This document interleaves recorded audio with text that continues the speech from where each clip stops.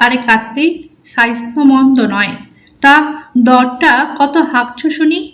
চশমাটা নাকের ডগায় নামিয়ে ভালোভাবে দেখলেন। তারপর পকেট থেকে রুমাল বার করে চশমার কাঁচটা মুছতে মুছতে সুরেশবাবু জিজ্ঞেস করলেন। মনে মনে একটা বাজেট কষে রেখেছেন তিনি, কিন্তু ইলিশের বাজারে এই বাজেট যে খড়কুটোর মতো উড়ে যায় তা তার চেয়ে ভালো কে জানে। কার্তিক একগাল হেসে একটা 1.5 কেজির ইলিশ হাতে তুলে বলল, আপনার জন্য একদম পদ্মার ইলিশ বাবু, খাবেন তো মাখনের মতো মুখে মিলিয়ে যাবে। দামটা একটু চড়া, 2200 টাকা কেজি একদম। 2200 টাকা? সুরেশবাবুর পাশে দাঁড়ানো এক ভদ্রলোক আঁতকে উঠলেন। বলিস কি হে কার্তিক, ইলিশ কি সোনার জলে ধুয়ে এনেছো বাপু? 1500 টাকায় দিলে দাও, নইলে চললাম। গড়িয়াহাটের মাছের বাজারে তখন দরদামের চিৎকার। সেখানে বরফকুচির উপর রুপোলি চকচক করছে গোটা গোটা তাজা ইলিশ, যেন পুরো বাজারের আলোটাকে কেড়ে নিয়েছে। তাজা ইলিশের গা থেকে ঠিকরে বেরোচ্ছে একটা হালকা গোলাপি আভা, আর আঁশের উপর জমে থাকা হিম গলা জলের ফোঁটাগুলো মুক্তোর মতো জল করছে। কেউ বলছে পদ্মার ইলিশ বলে কোলাঘাট নাকি ডায়মন্ডের চালাচ্ছিস না তো। কেউ আবার মাছের পেট টিপে টিপে দেখছে ডিম আছে কিনা। মধ্যবিত্তের পকেটের সঙ্গে ইলিশের এই টানাপোড়েনটাই বর্ষার আসল রোমাঞ্চ। সুরেশবাবু অবশ্য অত সস্তা তর্কে গেলেন না, তিনি অভিজ্ঞ জহরি। মাছটার পিঠের রুপোলি চওড়া গড়ন আর মাথার গড়ন দেখেই বুঝেছেন এ জিনিস হাতছাড়া করা যাবে না, নইব চ। পকেটের 500 টাকার কয়েকটা নোট আর খুচরো কিছু বার করতে করতে গলার স্বর নামিয়ে বললেন, কার্তিক, বহু বছরের পুরনো খদ্দের তোমার, ঠিকঠাক দাম নাও, আর কেটে কুটে পিসগুলো যেন খাসা হয়। কার্তিক হেসে বটিটা তুলে নিল। রূপালি আঁশগুলো যখন চারদিকে ছিটকে যাচ্ছে, সুরেশবাবু মনে মনে ভাবছিলেন, আজ যা মাছটা নিচ্ছি না, গিন্নি খুব খুশি হবে। ব্যাগ ভর্তি করে যখন তিনি বাড়ির পথ ধরলেন, বৃষ্টির ছাট এসে তার পাঞ্জাবি ভিজিয়ে দিচ্ছিল, কিন্তু থলির ভেতর থেকে ইলিশের সেই মৃদু কাঁচা গন্ধটা আসছিল, সেটাতে তার মনটাকে এক নিমেষে চনমনে করে দিচ্ছিল। সেই মুহূর্তে ভারাক্রান্ত হয়ে গেল তার ছেলে মেয়েদের কথা ভেবে। কলিং বেলের আওয়াজ পেয়ে কমলা দেবী দরজা খুলতেই দেখলেন সুরেশবাবু এক হাতে ছাতা আর অন্য হাতে বাজারের থলিটা বুকে জড়িয়ে ধরে দাঁড়িয়ে আছেন। পাঞ্জাবির অর্ধেকটা ভিজে সপসপে, কিন্তু মুখে এক জয়ী বীরের হাসি। ভেতরে ঢুকেই সুরেশবাবু ছাতাটা একপাশে রেখে বেশ একটু নাটকীয় গলায় বললেন, কমলা, আজ যা জিনিস এনেছি না, দেখলে তোমার চোখ জুড়িয়ে যাবে। বললাম, এ বৃষ্টিতে যেও না। এদিকে শ্রাবণের ধুম, বৃষ্টির দুপুর, কাদা মাখা রাস্তা, আকাশ মেঘাচ্ছন্ন। বারান্দার লোহার গ্রিল বেয়ে বৃষ্টির জল নেমে আসছে সরু ঝর্ণার মতো। দূরের উঁচু বাড়িগুলো কুয়াশার মতো ঝাপসা। কমলা দেবী মৃদু হেসে বললেন, আহা, আগে জামা কাপড়টা তো ছাড়ো, মাছ কোথাও পালিয়ে যাচ্ছে না। কিন্তু তার নিজের কৌতূহলও কম ছিল না। তিনি ডাইনিং টেবিলের পাশে রাখা মাছের ব্যাগটার দিকে এগিয়ে গিয়ে হালকা ফাঁকা করে দেখলেন উকি মারছে মাছের টুকরোগুলো। দেখে নিয়ে বললেন, সত্যি মাছটা চমৎকার এনেছেন। ডিম হয়নি, চর্বিতে চকচক করছে গা। রান্নাঘরের গামলায় মাছের টুকরোগুলো ঢেলে আলতো হাতে হালকা ধুতে লাগলেন কমলা দেবী। ইলিশ বেশি ধুতে নেই, শাশুড়িমা বলে গেছেন। গড়িয়াহাটের পুরনো ফ্ল্যাট হলেও বেশ গোছানো, পরিপাটি, রুচির ছাপ আছে। ডাইনিং লাগোয়া রান্নাঘর, সেখানে দাঁড়িয়ে কমলা দেবী কড়াইয়ে ইলিশের টুকরো ছাড়লেন। ছ্যাঁত করে একটা শব্দ হলো, আর তার পরপরই চেনা সুবাসে ভরে গেল সারা ঘর। সেই চির পরিচিত গন্ধ আর শব্দটা একসঙ্গেই কমলা দেবীর বুকের ভেতরটা কেমন যেন মোচড় দিয়ে তুলল। কারণ এই শব্দ আর গন্ধের যুগলবন্দির সঙ্গেই তো জড়িয়ে আছে তার 50 বছরের সংসার। শ্বশুরবাড়িতে আসার পরে যেদিন প্রথম ইলিশ মাছ এসেছিল, তার শাশুড়ি অন্নপূর্ণা দেবী বলেছিলেন, বৌমা, ইলিশ খেয়ে যতটা শান্তি, তার চেয়েও বেশি শান্তি সবাইকে তৃপ্তি করে রেঁধে খাওয়াতে। দেখিস, সুরেশকে কিন্তু গরম গরম ভাজা টুকরোটা দিবি। ছোটবেলা থেকেই ইলিশ ভাজা গন্ধ পেলেই রান্নাঘরের দরজায় এসে দাঁড়িয়ে থাকতো। আজও অভ্যাসটা যায়নি। এই যে গন্ধটা উঠছে জানিস, আমার ছোটবেলার বাড়ির কথা মনে পড়ে যায়। বর্ষা নামলেই বাবা ছুটতেন বাজারে, মা ইলিশ ভাজতেন। মানুষ চলে যায়, সময় পার হয়ে যায় রে, কিন্তু কিছু গন্ধ অনেক স্মৃতি মনে করিয়ে দেয়।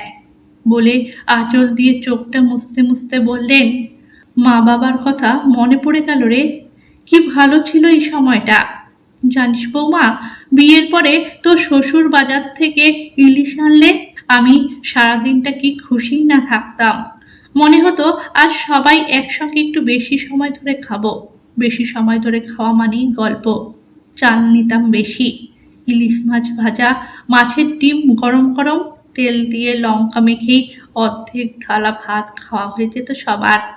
তারপর তো আছে ইলিশ সর্ষে, আমার হাতের ইলিশের আলু, মিষ্টি কুমড়ো, কাঁচকলা দিয়ে জিরে বাটার ঝোল খুব ভালো খেত তোমার শ্বশুর মশাই। ইলিশ মাছের মাথা দিয়ে ঘন ঘন মুগ ডাল আমার খুব প্রিয়। বাসি হলে তার স্বাদ আরও জমে যেত। তখন কমলা দেবীর বয়স মাত্র 19। সেই থেকে কত বর্ষা গেল, শাশুড়ি চলে গেলেন, ছেলে মেয়ে বড় হলো, সংসার বদলালো। শুধু ইলিশ ভাজার সেই গন্ধটা আজও মনে করিয়ে দেয় অনেক কিছু।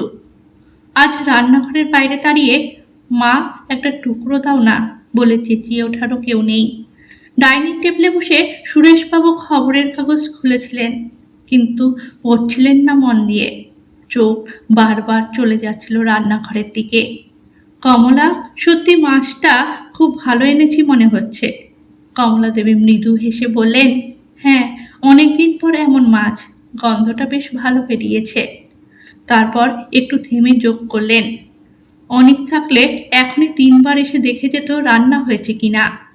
সুরেশবাবু আর উত্তর দিলেন না, কারণ তারও মনে পড়ে গেছে অনিক তখন ক্লাস 6-এ পড়ে। এক বর্ষার দুপুরে স্কুল থেকে ভিজে বাড়ি ফিরেছিল। ব্যাগ ছুঁড়ে রেখে জুতো না খুলেই রান্নাঘরে ঢুকে বলেছিল, মা, ইলিশ হয়েছে। কি করে বুঝলি? গন্ধে। বাড়িতে গেট খোলার পর থেকে গন্ধ পাচ্ছি, সারা বাড়ি গন্ধে ম ম করছে। তারপর গরম কড়াইয়ের পাশে দাঁড়িয়ে থাকতে থাকতে বকা খেয়েছিল। সেদিন শাশুড়ি অন্নপূর্ণা দেবী হেসে বলেছিলেন, এই ছেলেটা বড় হয়ে যেখানেই থাক ইলিশের গন্ধ পেলে বাড়ি খুঁজে নেবে। বাবার মতো হয়েছে। কথাটা মনে পড়তেই কমলা দেবীর মুখে হালকা হাসি এলেও হাত কেঁপে উঠল। গরম তেল ছিটকে আঙুলে লাগলো, তবু ব্যথার অনুভব হলো না, কারণ মনটা তো এখন অন্য জগতে। এর চেয়ে অনেক বেশি ব্যথা তো বহুদিন ধরেই বুকের মধ্যে জমা হয়ে আছে। আর মেয়ে অদিতি, ওর ছিল আলাদা আবদার। সবাই যখন পেটির জন্য লড়াই করত, সে বলতো, আমার শুধু লেজা চাই। লেজায় কি আছে? ভালোবাসা আছে বলে নিজেই হেসে গড়িয়ে পড়ত। আজও অভ্যাসবশত কমলা দেবী লেজের টুকরোটা আলাদা করে রেখেছিলেন। তারপরেই মনে পড়েছে, যার জন্য রাখা সে তো জার্মানিতে। দুপুরে খাওয়ার আগে কাজের মাসির লক্ষ্মী বাসন মাজছিল। হঠাৎ সে বলল, দিদি, আজ বাজারে ইলিশ দেখেছিলাম। ও তাই? হ্যাঁ, আমার ছেলেটা আর মেয়েটা দুদিন ধরে বলছে, মা, একদিন ইলিশ খাওয়াবে না?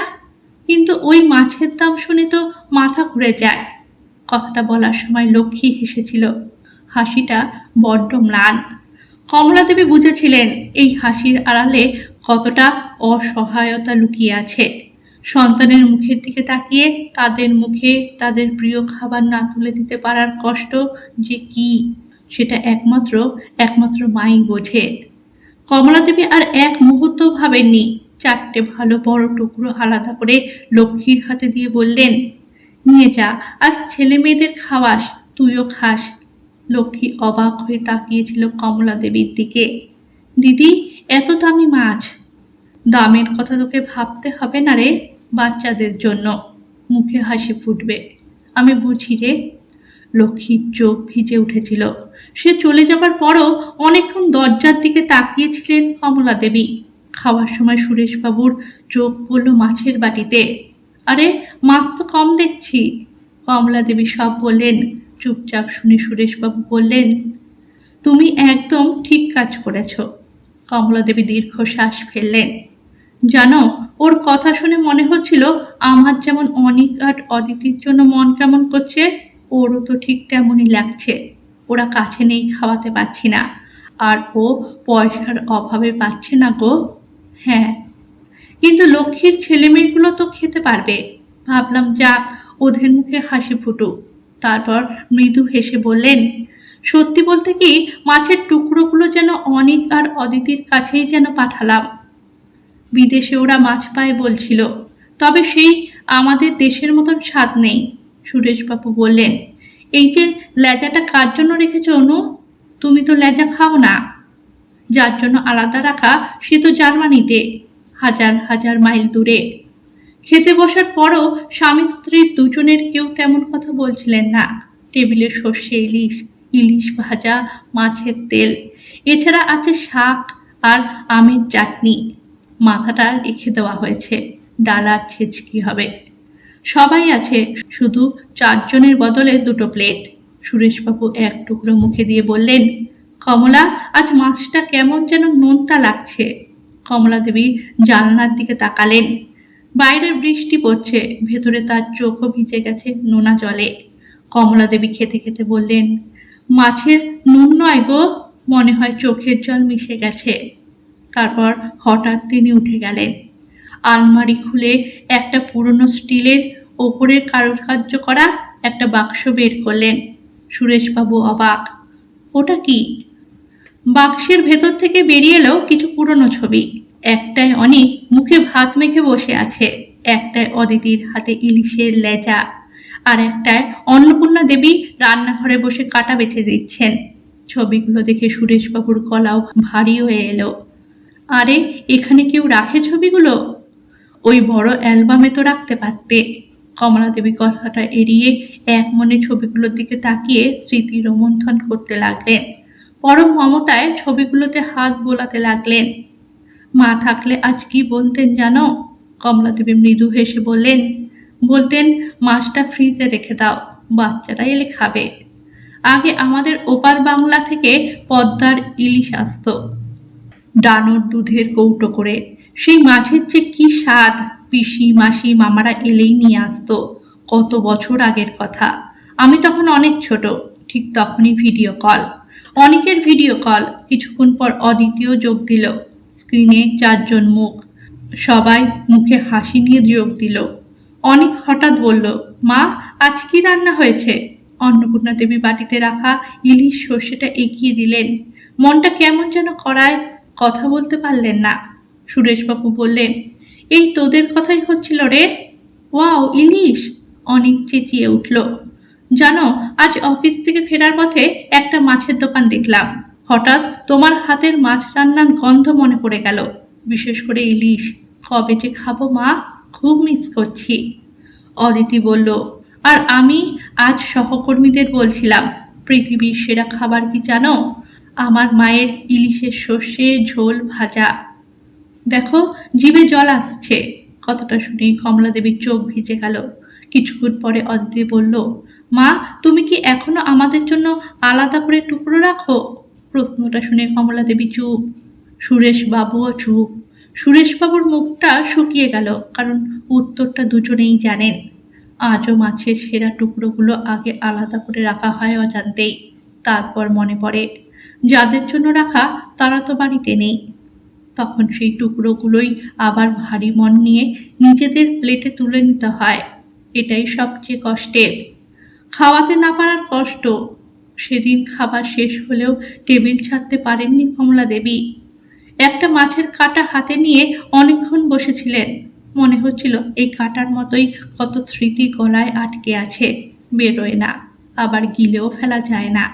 বাইরে তখনও বৃষ্টি, আর দূরে আমেরিকা আর জার্মানির দুই প্রান্তে বসে দুই সন্তানও চুপচাপ জানলার বাইরে তাকিয়েছিল।